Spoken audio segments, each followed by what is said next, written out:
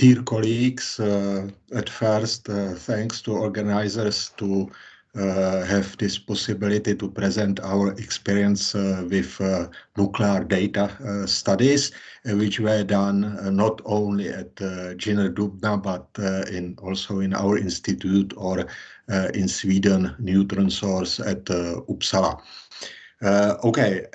My title is how to get the necessary neutron and ion reaction data for ADTT, and it is connected not only to accelerator driven transmitter technologies, but also to advanced nuclear technologies, for example, for ITER, for fusion, and also for nuclear reactors generation 4. But subtitle is can NICA complex help us? It is also connected to our new complex, which will be at JINR. Outline of my presentation is at first some introduction, some motivation. After that will be two parts. At first, I will talk about measurements of cross-sections, and we will talk mainly about neutron reaction cross-sections, which are very important in this region, but also for this accelerated random transmutation and because we use spallation reactions, it is also very important to know proton and light ion reaction cross-sections. That means it is necessary also to measure these spallation reactions cross-sections and which radionuclides are produced during these reactions. Second part will be connected with benchmark studies of complex setups. This will be simple thick targets, but also much complex setups which have also this uranium or plutonium contents.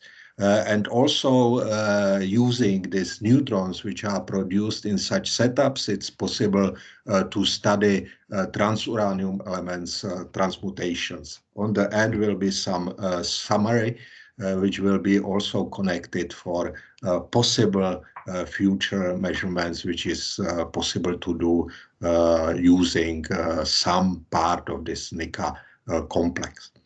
For new nuclear technologies, it is necessary to have nuclear data. These regions, there are these new fast breeder reactors which need higher energy neutrons, and which is necessary to have also these new cross-sections in this region for higher energies than there are in this classical standard reactors. This is also necessary such data for accelerator-driven technologies, and as example, and also this project is was presented in this part of our roundtable. This is this MIRHA project, which is very important European projects of accelerator-driven systems, and this will be a test which will start from this proton accelerator, and also in this case will be this subcritical and critical reactor. And also such data for neutrons with higher energy. This is necessary also for ITER, for fusion reactors, and first tokamak, which will be at Kadarash.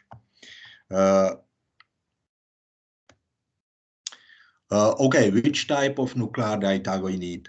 We need cross-section data, and this is necessary for developing of models, and also it is necessary to determine model parameters, and it is necessary to make also a benchmark of models which calculated cross-sections. But it is also necessary to obtain experimental data which are needed for benchmark studies, and for this it's possible to use different complex setups which simulates simulate parts of these ADS systems.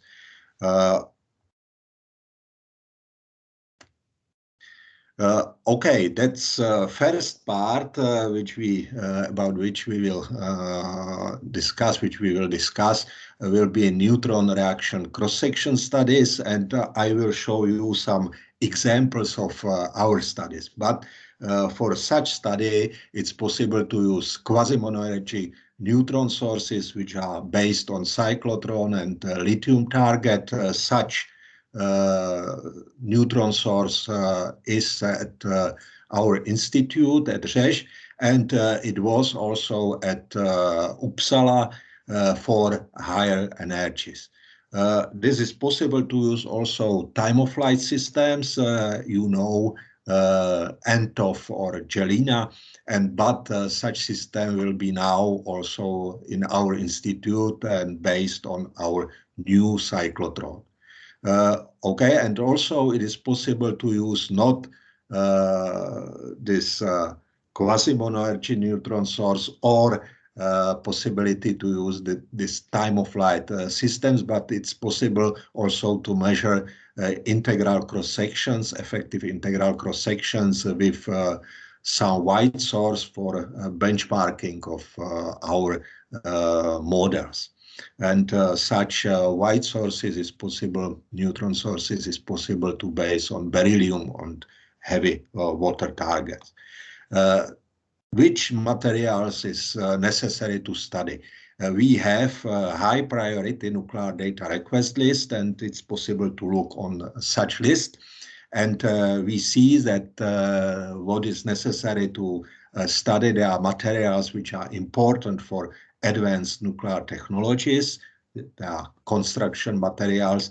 It is also very important to study neutron reactions with transuranium elements at nuclear waste. And also it is necessary to study materials which are used for neutron activation detectors, which we use also for our experiments.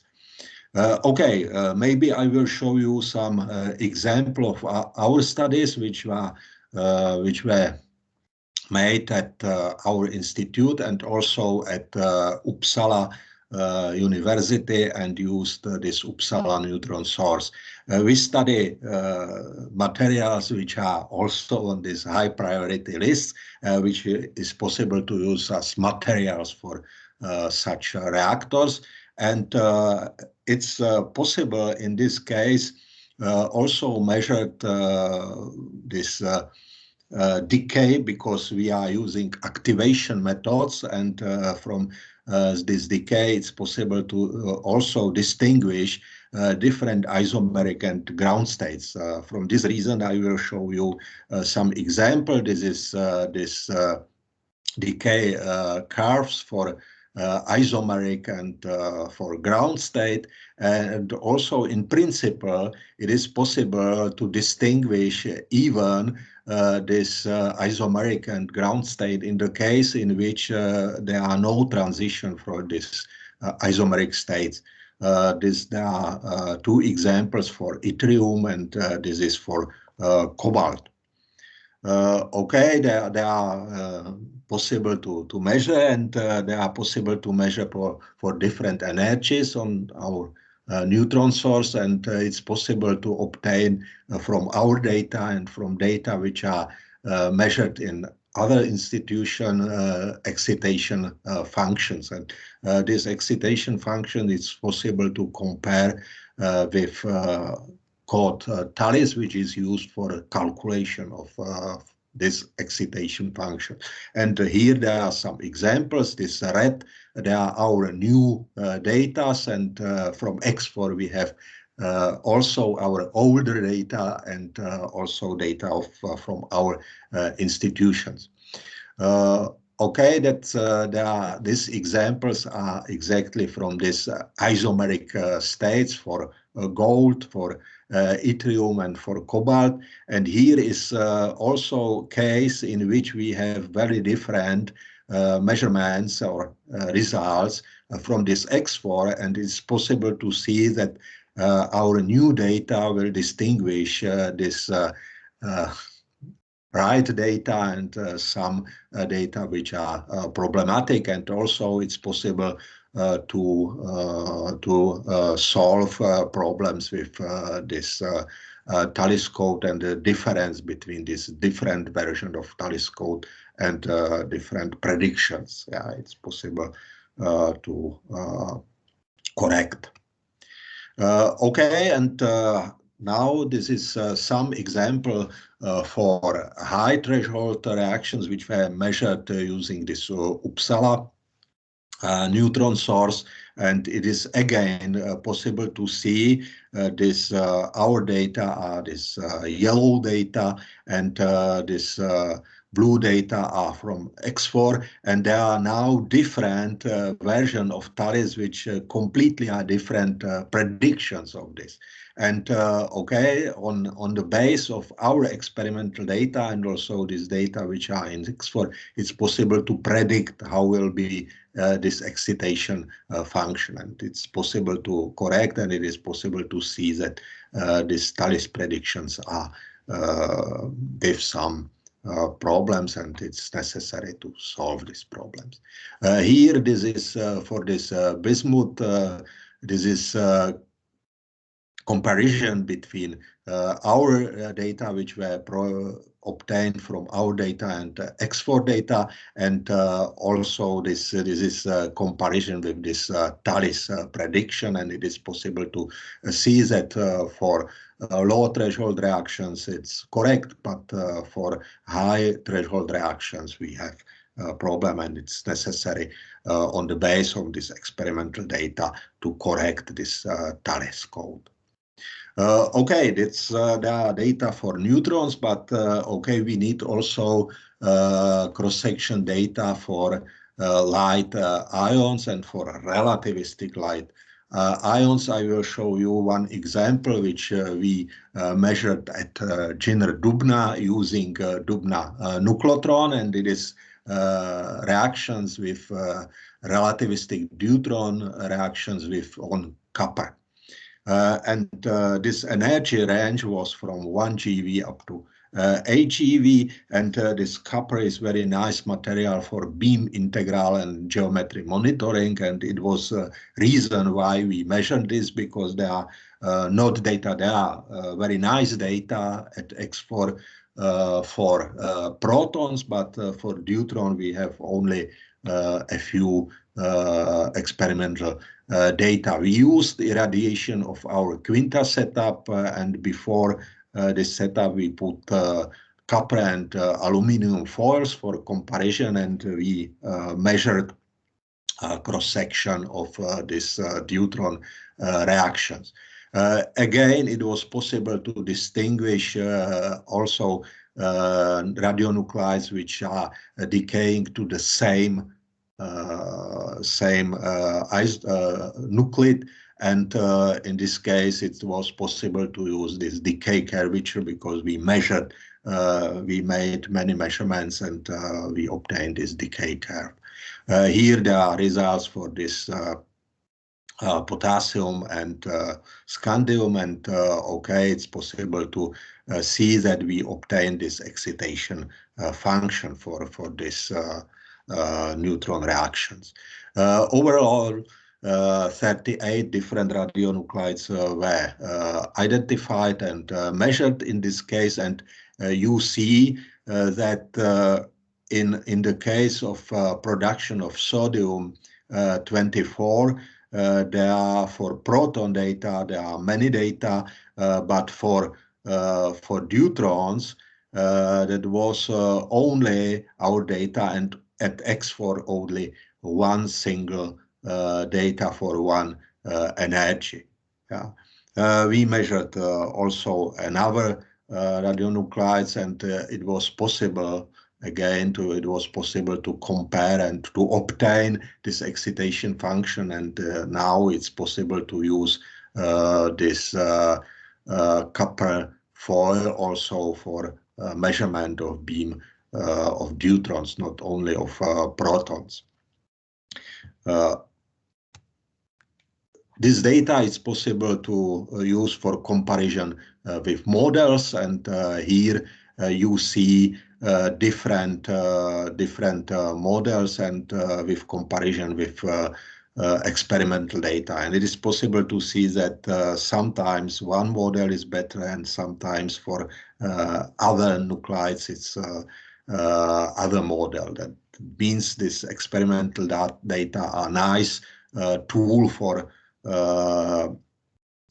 benchmarking of this model, which calculated this cross sections. Okay, but it's possible, as I said, also to make this benchmark measurements, and for this it's possible to use thick target or much complicated setups. And here there are some example of measurement of this setup, which had lead target, and around was uranium blanket. And in this case, we use this for a measurement of neutron distribution using activation detectors, and it was also reason why we need this activation detectors and data of cross sections. And in this setup with beam which is relativistic and spallation reactions, also neutrons with very high energy are produced. That means this neutron activation detectors, it's necessary to know cross sections up to very high threshold reactions up to this. And okay, that means that it's possible also to use this neutron activation detectors to distinguish this separate and or study spectrum of these neutrons, and to check this neutron field and compare with model. Here, this is a comparison between this experimental yield of neutrons around this longitudinal distance and around this target, 3 centimeters from centrum of this target. And okay, and it is possible to see that for low threshold reactions, for lower energy of neutrons, we have very nice agreement between these predictions between model and experiments. But for high threshold reactions, that means for higher energy neutrons, we have a difference between model and experiment. That means, again, it's possible to use for benchmarking of this code MCNPX. Here it's possible to see difference between experiment and simulated yield, and it's possible to see that for high threshold reactions, this is this difference, and it is for any activation material. That means that this is a problem with spectra. It is not problem with this activation detectors and accuracy of this activation detector. Okay, as I said, it's also possible to use for other measurements, and for this it's we use not only this lead and uranium lead target and uranium blanket, but we used also big uranium target quinta, and also we have a much higher or much larger uranium target, but up to now it was not used for measurement. But okay, this E plus T and quinta setups, that means for this lead target and uranium blanket and this big uranium target, we made not only distribution of neutron fields by means of these activation detectors, but we also measured escape of neutrons and integral neutron production. Also use this method of water bath. And okay, we also measured transmutation of uranium and transuranium elements, which are shown here. And also it is possible to measure heat distribution by thermocouplers. Okay, that such measurement it's possible to do. And also now it's possible also to say how can NICA complex help us. In this case, we need simple proton and neutron unpolarized beams with energy from hundreds MeV up to GeV units, and also maybe for such some special measurements also other light ions. Okay, it's possible to measure and or to use these thin targets and study this cross-sections of spallation reactions and production of different radionuclides during these spallation reactions in different materials, as was this copper. And but it is also possible to use thick targets and to measure spallation reactions and to use this for benchmark studies. And also this produced neutron field is possible to use for transmutation studies. Okay, and also it's possible to use more complex setups, as was this E plus T setup, or this quinta, or this much larger uranium bank at Buran. Which are possible synergies of such measurement or such setup. It's also possible to use this for space studies of cosmic rays radiation and interaction of cosmic rays radiation, but about this my colleagues maybe talked. And also it is possible to use for radiobiological studies and for dosimetry studies. And in this case, it's possible, for example, to use also this neutron field, which is produced on this thick target. That means in reality, we are now working using phasotron, but before we use this nucleotron. But now we hope that we will go from this phasotron also to NICA, and we will use again this nucleotron. Okay, let me say some summary. It's clear that we need experimental nuclear data for different applications, for fast breeder reactors, for accelerator driven transmutation systems, for fusion system, for spallation sources. For example, now just after some months we'll start this ESS neutron source, which will be the more intensive neutron source at Europe.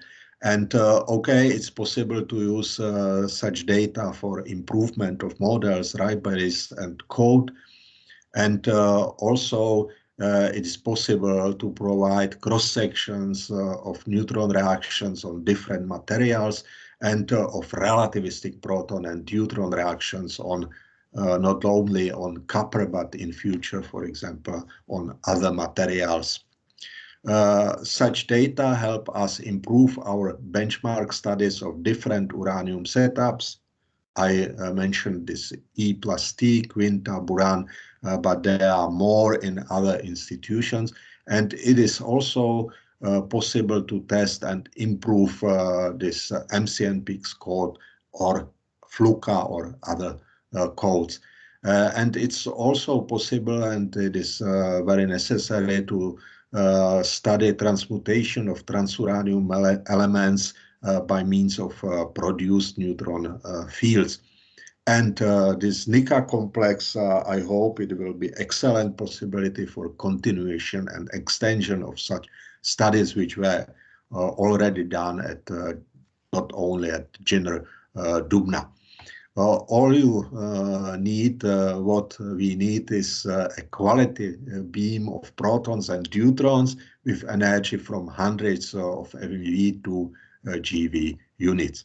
Thank you very much for your attention.